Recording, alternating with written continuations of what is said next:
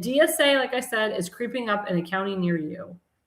Any Jew that votes for a jihadist, I have no sympathy. I can say this as a Jewish person. This offends you, I don't care. Because if you're Jewish and you voted in the primary for Abdul Rahman Mohammed, think about what he did think about what happened on 9/11. Think about what happened in Iran right now. Think about what's happening in Israel. Think about what happened on October 7th. Think about the Holocaust. These are things that you need to think about when you're going into that ballot box and you are voting for Abdul Rahman, just like you voted for Barack Hussein Obama. Did that name not resonate enough for you? Did that name not scare you enough? It scared me. It scared a lot of my Jewish relatives. So please, I plead with the Jewish community. I've been pleading with you guys for years. And we have our host, Seth Eisenberg, is also Jewish. I am pleading personally for you to frickin' see the light, to rally up every Jewish person, not to switch parties and become Democrat. That's stupid. That's dumb. Switch parties and become Republican. That's better. Or just say no to jihadism and not vote for that crap. Not vote for it because, look, they're not coming for me. They're not coming for Donald Trump. They're coming for you. And we're just standing in the way. So make the right decision. Do the right thing. Vote the right way. Don't vote party line. Vote principle. Don't allow this Abdul Rahman to take over Michigan.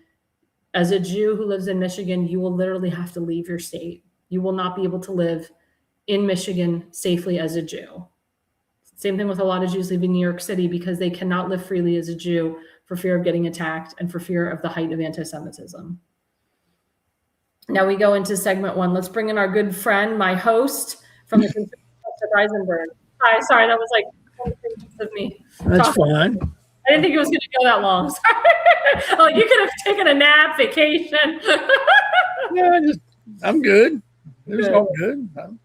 So I want to kind of talk a little bit about, these elections, about, like I said, I don't call them communists and socialists anymore. I call them jihadists because I feel that resonates a little bit better. I feel, in my opinion, people will wake the F up because it's mostly our youth that's voting for these idiots, and that's where the communists and socialists, they try to get the youth as much as possible. So what do you think about the results, about the Minnesota results? Are you happy with the people that won? Are you concerned about the people who won? What say you?